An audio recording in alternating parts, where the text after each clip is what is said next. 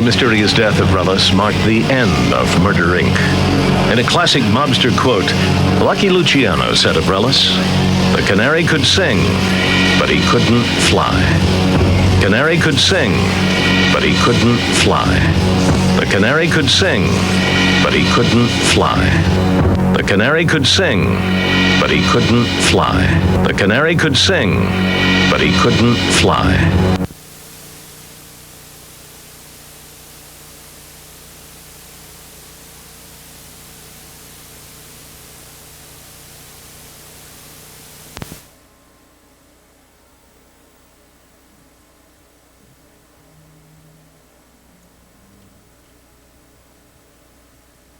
For me, that's a very loaded situation. It's like going into the military. Once you go, there's no going back.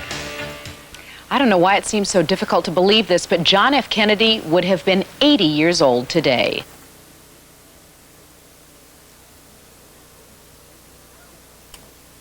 Bill Clinton is being dubbed the rock and roll president. Music was always encouraged in our home. My mother thought it was wonderful. She thought rock and roll was great for kids. Cable television's VH1 put together a documentary focusing on the president's love of music. It's called Bill Clinton, Rock and Roll President. The president talks about his musical preferences, his idols, and how music has affected his life. That documentary will air next week. I felt that.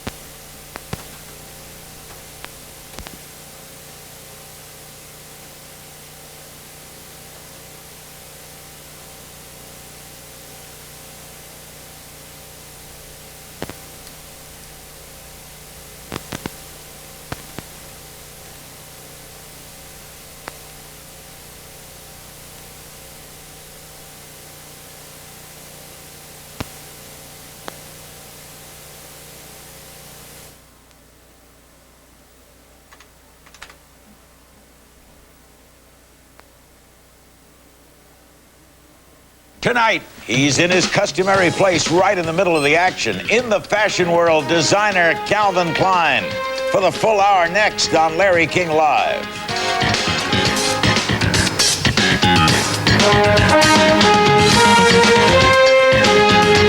Now, live in New York, here's Larry King. Good evening. It's always a great pleasure to welcome Calvin Klein to Larry King Live at one of his infrequent appearances. I think this is his third time. He is not a television maven, and he doesn't go around searching for this, but we thank him for coming. There's so much to talk about. But first, before we get into controversy, and we're going to show advances for your fall line and spring line, what's with this store openings? What are you doing? Well, it's really great. What's happening is we are going global. We're opening up. Aren't you, Calvin, and we'll get into this more later, in a guessing game in your business, aren't you? Like the guy who designs cars? It's not true. Not true? No, it really isn't. You're not guessing they're going to buy, you have to design fall now, right? Fall's done. We're always working at least a year in advance. So you're guessing, aren't you? Not? We know. I mean, you know. we know. I mean, we don't know exactly. I mean, there's always this margin for error. But we have a really good idea about what people will want based on what they've been buying, what's been happening in the world, what's going on, what's trending. This is our business. And there are clear strategies and professional people who sit down and analyze the markets and analyze our business. And we have a particular style. We're known for a certain kind of thing. Whether it's the shirt that you're wearing or the I'll tie. give you an example. We paid for the goods. There's no free here. Mr. Klein is on because he is indisputably a leader in the fashion world and a very controversial figure. We'll talk later about getting ripped off. But last week, President Clinton came out and publicly criticized the fashion industry for running so-called heroin chic ads. Here's what the president said. In the press in recent days, we've seen reports that many of our fashion leaders are now absolutely admitting, and I honor them for doing this, they're admitting flat out that images projected in fashion photos in the last few years have made heroin addiction seem glamorous and sexy and cool. And as some of the people in those images start to die now, it's become obvious that that is not true. You do not need to glamorize addiction to sell clothes. The president was referring to these recent ads run in the mainstream media. The ads we're showing here are not Calvin Klein ads. What do you make of this, Calvin? I think this is really unfortunate. I think it's also old-fashioned. Old-fashioned? Old-fashioned. I mean, clearly, this kind of thing, it had a moment, and that moment is But this kid is obviously stoned. No, he's dreaming? He's not stoned. What it is a group of photographers, new, young, edgy photographers, were really trying to represent reality, what's going on in the real world, and thinking that this can be perceived as beautiful. What's happened is there was always the old-fashioned way is to glamorize, kind of a fake glamour to women, which I think a lot of people object to as well. It was meant to interpret reality, and I think that clearly there were times where some of these models looked like they were on drugs, but it wasn't meant to. Okay. Those were, what we just saw was offensive to you, or just not good advertising? I think it's neither. I mean, it is offensive to me, and it clearly is not good advertising, and it's finished. And what do you make of what President Clinton said about it? I agree with what President Clinton said.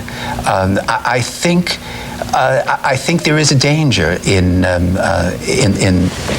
glamorizing this whole thing, and I think this is not. I don't think that was the intention. Clearly, on my part, I wouldn't even use anyone who uses drugs. Because we'd like to see what you look like. Oh, okay, too drunk. Good. What kind of jeans are those? Calvin Klein. You like them? Okay, explain this, Calvin. It's meant to be young kids, and it's meant to be fun, and it's meant to have a sense of humor, and these commercials clearly were misunderstood by many people, and I apologized for them and took them off the air. And what did they misunderstand? Because you put them on with what you regarded as taste. What did they think they were too young? I put them on with a sense of humor. And clearly people You were tongue-in-cheek there. Yes, I mean, clearly people thought that this was child pornography. I mean, it's not child pornography. Tonight, case not closed. The cost of bungling the evidence.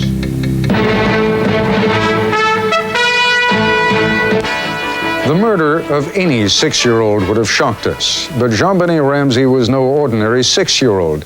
She had been trained and rehearsed and packaged. She'd been photographed and videotaped in such a way as to convey the image of a pint-sized sex kitten. When she posed, the eyes already had sort of a world weariness about them. She seemed much too old to be 6. So that got our attention in a way that the murder of any other kindergartner simply would not have done. The investigators who first arrived at the crime scene the day after Christmas last year found no signs of forced entry. Even stranger, there was snow around the house, but no footprints. There was a 2.5-page handwritten ransom note found by the mother. The body was found in the house 8.5 hours later by the father. The Boulder, Colorado police found themselves caught between a rock and a hard place. The Ramsey family has lots of political connections. The press corps was huge and ravenous. The safest course of action seemed to be just clamming up. The police said nothing, except that they were on top of it. Now, 5 months later, that appears to have been nothing more than posturing. KHOW in Denver. The police are not speaking about it.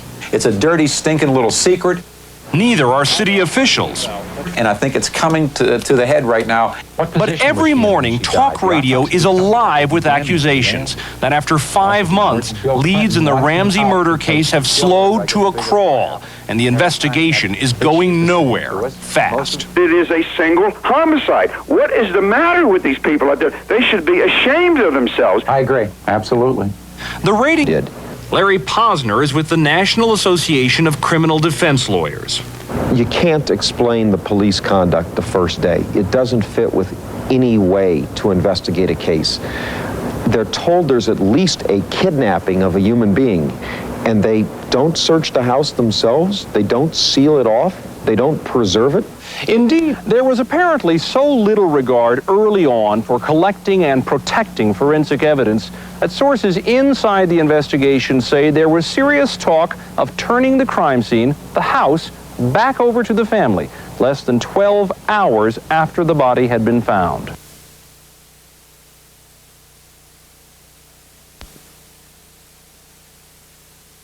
Yeah. So what's next for you? I'm making a record with my band now, which I'm really enjoying doing after this. And I'm looking at some stuff. I'm not really sure. Well, I don't know. You tell me. I don't know. I don't know. I don't know what's next. Well,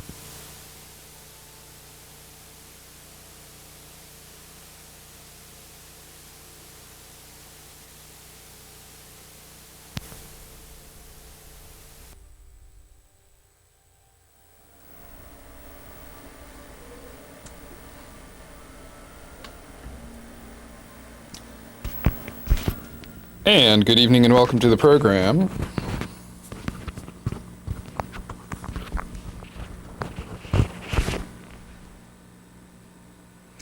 And what's next? That is the question at hand. What is next? Of course, that was the question at hand, has been the question at hand at each step along the way, has it not? That is, what is next? And as I've often said, it's not exactly something that I find easy to predict, except in general terms, to say that things certainly could be going worse than they in fact are. And one way of relating that is to, call your attention verbally to the Nightline edition that was on just 2 nights ago, and that is the Nightline treatment of the JonBenet Ramsey case, which, of course, is a case that helps to show that we were right all along about certain things, like when the coppers happen upon a crime scene and they find that it's something that they don't want to investigate because the family is politically powerful and has lots and lots of connections to people that could bring pressures to bear on the police department. And when the crime is ugly and horrific enough and sensational enough because of the fact that the person involved is a media star, such as Little Miss Colorado was, that the very easiest thing for the constables involved to find themselves doing is to simply gravitate towards sweeping it under the rug as easily as possible, just decide that this is something that they would prefer to not get involved in, even though, of course, it is their sacred responsibility to do so.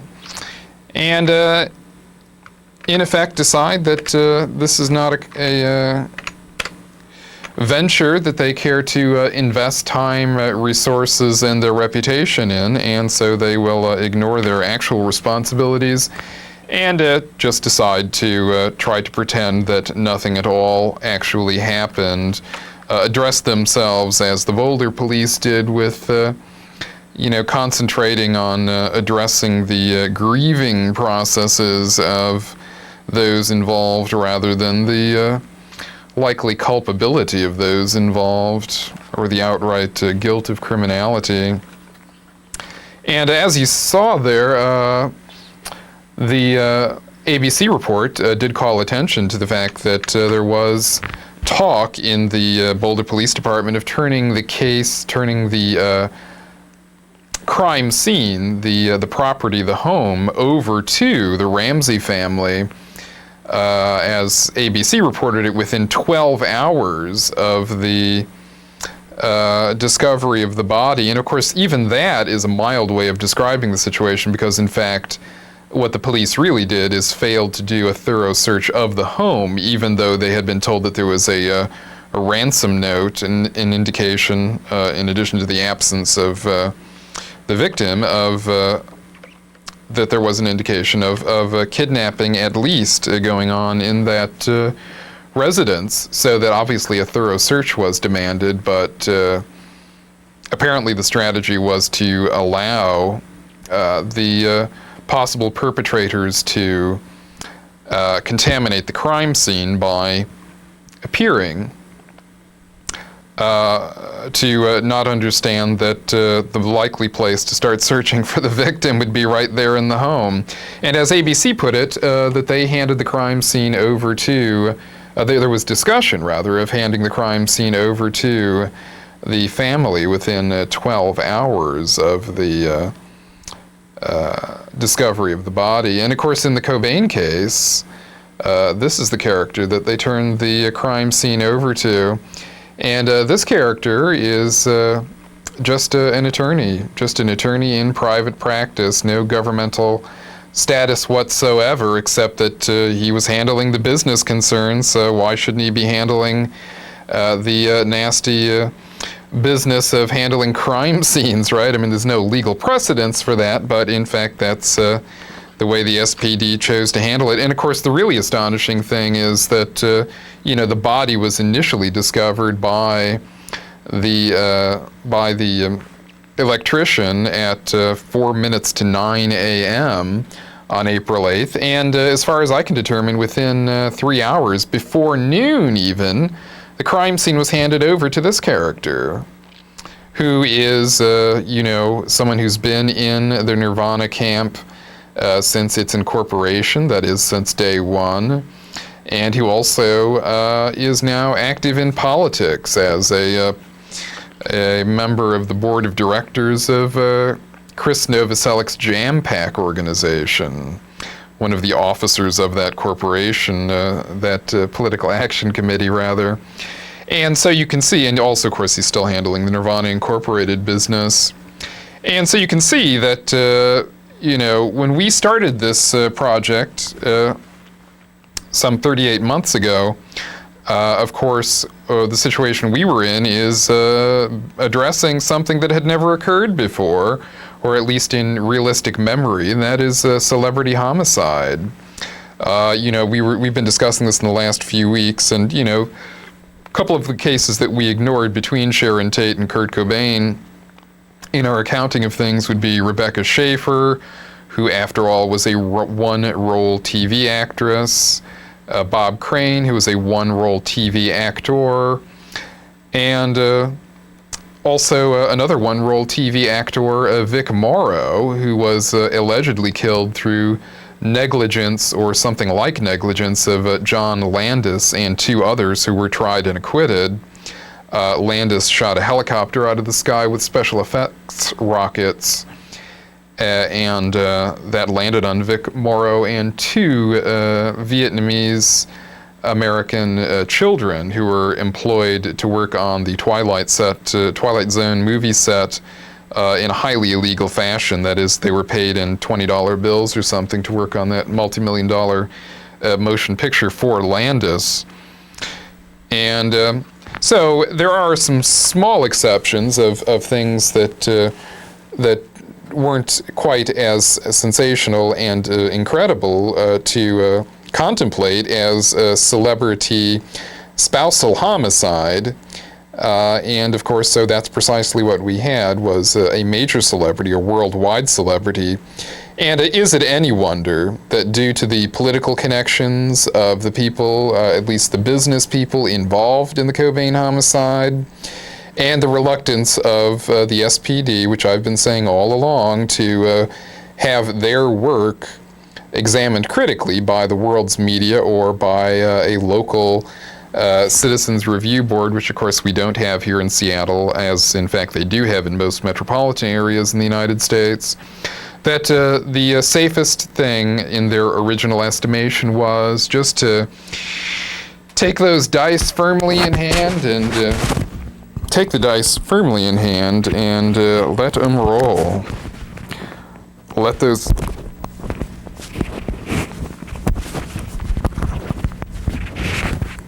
let those dice roll, let them roll, and count on the complicity and cooperation of the local media establishment, and of course the extreme willingness of the persons involved in the business arrangements surrounding the Nirvana camp to just let them roll, just not worry about anyone raising any objections as to the lack of a homicide investigation.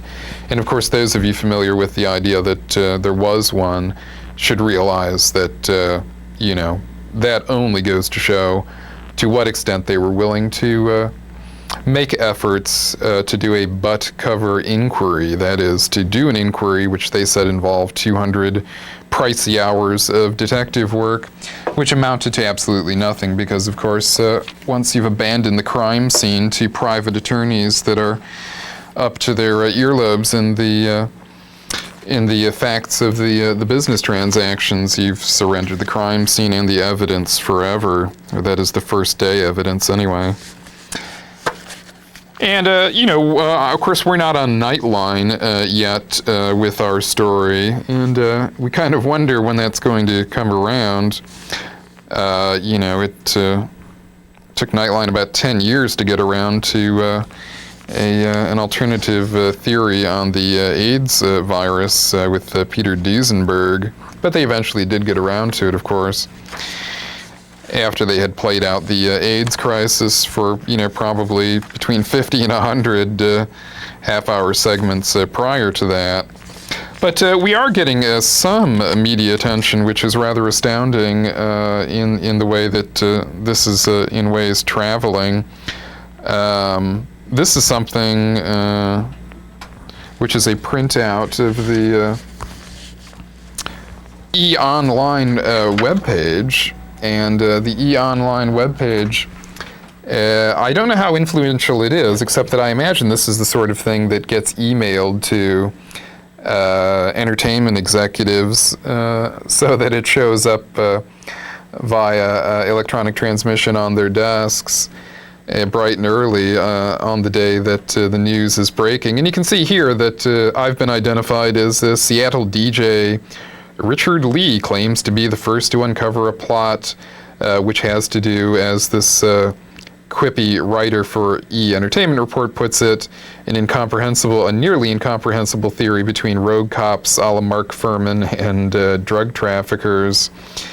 And the really interesting thing about this actually is that if you look at the word interviews there, the reason it's underlined is that this will allow entertainment executives, entertainment reporters, and just about anyone else in show business that gets the E-Online Entertainment Report to access a really interesting item here. I Swear I Don't Have a Gun, it's called, and it's from the middle of last year, just basically 1 year ago.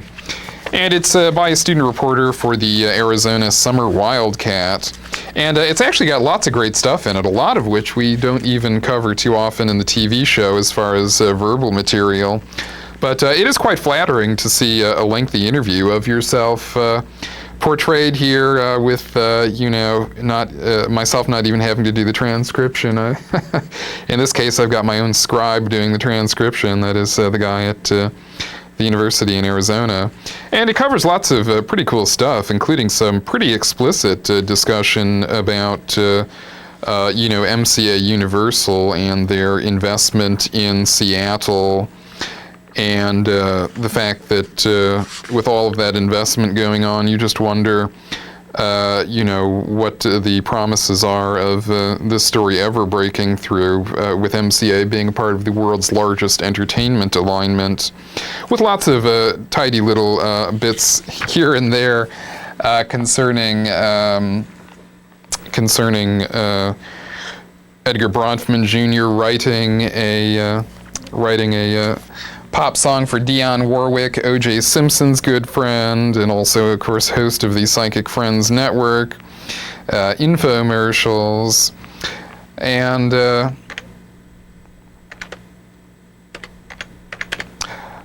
in fact, The theory on the conspiracy is not at all incomprehensible. In fact, the Entertainment Reporter did indicate it as being nearly incomprehensible, but obviously not truly incomprehensible. And what that means is that as a conspiracy theory, I think this one holds together real well. It involves people like David Geffen and Calvin Klein and a number of actors who should know better than to get involved with Geffen on hijinks, etc. And of course our own local co-conspirators, the government officials and entertainment personnel that have gotten involved. And we'll fill you in on this all further next week. But take my word for it, it is a quite comprehensible theory of conspiracy.